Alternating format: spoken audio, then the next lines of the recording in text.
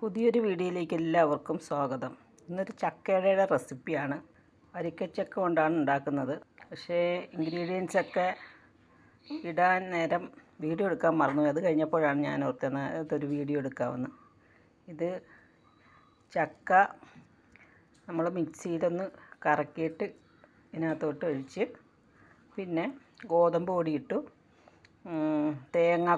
തേങ്ങാ പൂളി കൊത്താക്കിയത് അതിട്ട്, നല്ല ജീരകവും ഏലക്കാപ്പൊടിയും കൂടി ഇട്ടു.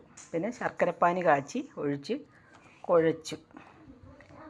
ഇത് കണ്ടോ, ഇതിനകത്ത് കാര്യമെല്ലാം റെഡിയാക്കി വെച്ചിരിക്കുക അട ഉണ്ടാക്കാൻ വേണ്ടി. ഇനി ഏതായാലും ഇത് വേകട്ടെ, വെന്ത് കഴിഞ്ഞ് കാണിക്കുന്നതായിരിക്കും. അങ്ങനെ നമ്മുടെ ചക്കയുടെ ഏകദേശമൊക്കെ റെഡിയായിട്ടിരിക്കുകയാണ്. ഗ്യാസ് ഓഫാക്കാം. നമുക്ക് ഒന്നെടുത്ത് നോക്കാം.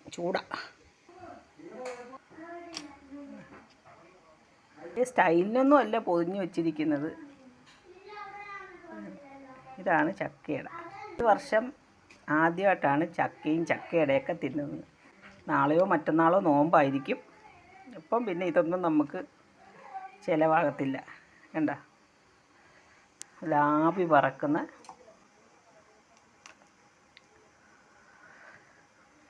ഇത് ഗോതമ്പ് പൊടി വെച്ചാണ് ഇവിടെ ഉണ്ടാക്കുന്നത്. ഞങ്ങളുടെ നാട്ടിൽ റവ ചേർത്താണ് ഉണ്ടാക്കുന്നത്. അത് നല്ല എത്ര ദിവസം വേണേലും അഴുക്കാകാതിരിക്കും. കണ്ട, തേങ്ങാക്കൊത്തൊക്കെ ഇട്ട് നല്ല സൂപ്പറായിട്ടുള്ള ഇട. അടുത്തൊരു വീഡിയോയുമായി വീണ്ടും വരാം.